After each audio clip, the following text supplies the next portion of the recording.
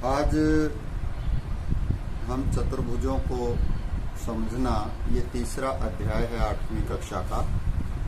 और इसमें चतुर्भुज जो है वो चतुर्भुज क्या होती है, ये हम पिछली कक्षाओं में पढ़ चुके हैं। चतुर्भुज होती है 4 रेखा खंडों से बनी बंद आकृति, चतुर्भुज होती। लेकिन इससे पहले बंद आकृति और खुली आकृति के बारे में हम पढ़ेंगे। बंद आकृति और खुली आकृति। बंद आकृति, बंद आकृति व खुली आकृति।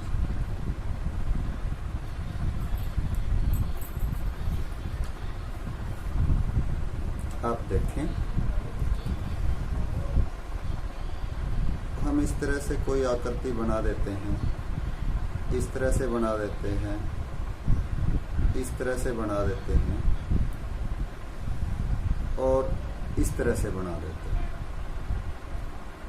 इस तरह से बना देते हैं। तो जिसमें जहां से हम शुरू करते हैं वापस वहां पे, यहां से हमने शुरू किया, चलते रहे, कहीं पे भी जाएं और वापस यहीं पर आकर हम रुक जाएं, तो ये कौन सी होगी? बंद आकृति। लेकिन क्या है कि यहाँ इसमें ये रास्ता रह गया अंदर जाने के लिए, इसमें भी ये रास्ता रह गया अंदर जाने के लिए, इसमें भी ये रास्ता अंदर जाने के लिए रह गया। तो जो अंदर और बाहर के अक्षेत्र को अलग अलग नहीं करती वो खुली आकृति है, जो बिल्कुल बंद है। इसमें देखिए आप, कहीं भी जाने के लिए कोई रास्ता नहीं है, कोई रास्ता नहीं है इसमें जाने के लिए, तो ये बंद आकृति है। फिर आप देखें कि सरल वक्र और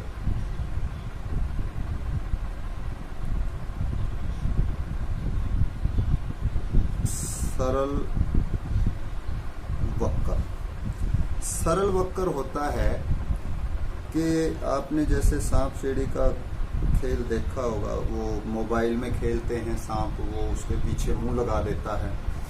कोई भी रेखा पेंसिल को हम चलाते हैं, जब वो आपस में काट देती है तो वो सरल नहीं है।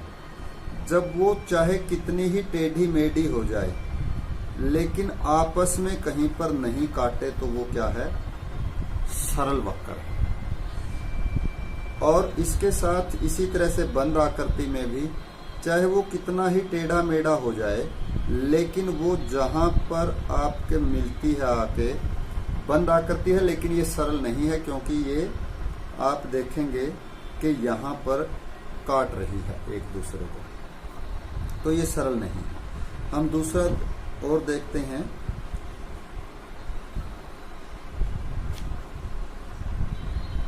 यहाँ से शुरू किया, यहाँ से शुरू किया, यहाँ से शुरू किया और जहां से शुरू किया था वहीं पर लाकर हमने उसको मिला दिया, बंद कर दिया, तो ये सरल भी है और बंद वक्र भी है, सरल बंद आकृति है। उसके बाद जो हमारा आएगा बहुभुज। क्या होता है बहुभुज?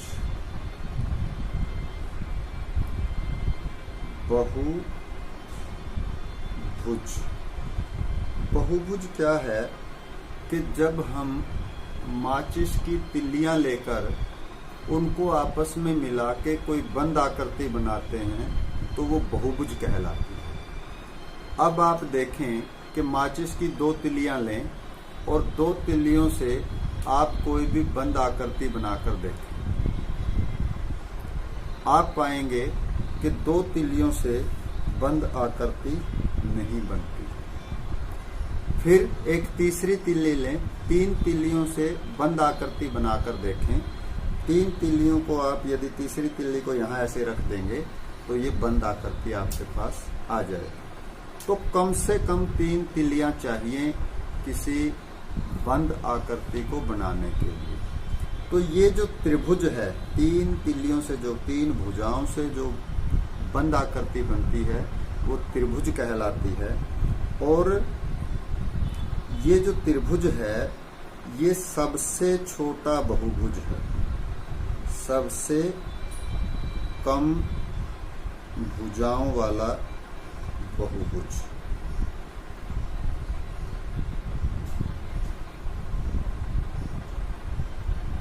बहुभुज बस आप ये समझें कि जो तिलियां हैं उससे हमें क्या करना है कि हमें केवल रेखा खंडों से बनी बंद आकृति बहुभुज कहलाती है। तो सबसे कम भुजाओं वाला बहुभुज जो होता है वो होता है त्रिभुज। उसके बाद चतुर्भुज देखिए आप, ये चतुर्भुज है 4 भुजाओं वाला बहुभुज। इसके जो शीर्ष होंगे वो आप नाम लिख लेंगे उसमें, और ए बी ये लगातार हम लेंगे, C D, A B C D, इस तरह से ए से चले बी की तरफ, बी से चले सी की तरफ, सी से चले डी की तरफ, और इस तरह से ये बंद आकृति होगी। तो अब ये ए बी सी और डी ये इसके शीर्ष हैं। पड़ोसी हैं ए और बी, बी का पड़ोसी सी भी है, सी का पड़ोसी बी है और डी है। तो आप देखेंगे कि पड़ोसियों को छोड़कर इन पड़ोसियों को बोलते हैं आसन, आसन शीर्ष। 2 पड़ोसियों को छोड़कर यदि हम किन्हीं भी शीर्षों को मिला देते हैं, इनको मिलाने वाला जो रेखाखंड है वो कहलाता है विकर्ण। ये बी को डी से मिला दें तो ये बी डी क्या है, विकर्ण है, विकर्ण। और ए को सी से मिला दें तो ये भी क्या है, विकर्ण है। तो चतुर्भुज में 2 विकर्ण आपके आएंगे। उसके बाद आगे देखते हैं, एक और बहुभुज बनाते हैं। ये बहुभुज हम 5 रेखाखंडों को लेकर बनाते हैं, पंचभुज। हम देखते हैं यहां पर भी जो इसके शीर्ष हैं ए बी सी डी ई, यहां हम देखते हैं कि जो ए है, ए के पड़ोसी जो आसन शीर्ष हैं वो हैं बी और ई। बी और ई को छोड़कर 2 और शीर्ष इसके अंदर हैं, एक सी और एक डी। तो इस तरह से ए सी और ए डी ये क्या हो गए, इसके विकर्ण हो गए। अब आप देखेंगे बी, बी के 2 आसन शीर्ष हैं ए और सी। अब ए और सी को छोड़कर डी और ई इन दोनों को मिला दें तो आपके पास बी डी और बी ई ये भी इसके विकर्ण हो गए। अब सी है, सी के आसन जो शीर्ष हैं वो बी और डी हैं।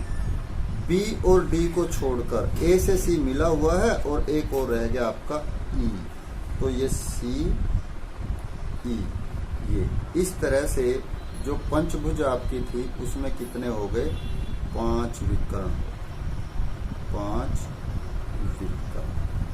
तो विकर्ण हम समझे कि 2 पड़ोसी बिंदुओं को छोड़कर किसी अन्य बिंदु से जिस रेखाखंड को हम मिला देंगे, सीधा रास्ता बना देंगे, उस रेखाखंड को हम बोलेंगे विकर्ण।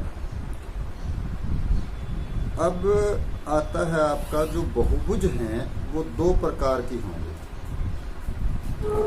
कौन कौन सी? अब कुछ आकृतियों पे हम ध्यान देते हैं।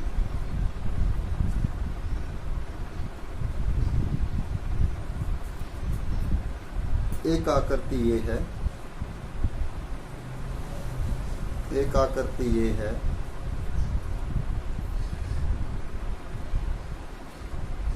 एक आकृति ये है। ये सभी केवल रेखाखंडों से बनी बंद आकृतियां हैं, तो बहुभुज हैं। अब यहाँ हम इनके विकर्ण खींच के देखते हैं, तो विकर्ण जो होंगे वो आप देखेंगे कि इसका जो विकर्ण है, इसके आसन यदि बिंदु उनको छोड़ दें हम तो एक ये हो गया, एक ये हो गया, एक ये हो गया। इसमें देखें इसका ये और ये हो गया, इसमें ये हो गया और ये हो गया।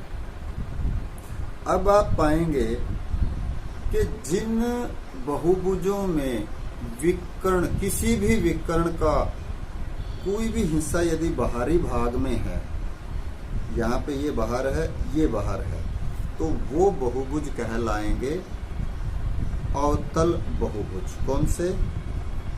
अवतल। और जिनका जो विकर्ण है वो केवल अंतः भाग में है, उस बहुभुज के अंदर अंदर है, उसको हम बोलेंगे उत्तल बहुभुज। ये आपका पहचान है उत्तल और अवतल बहुभुज की।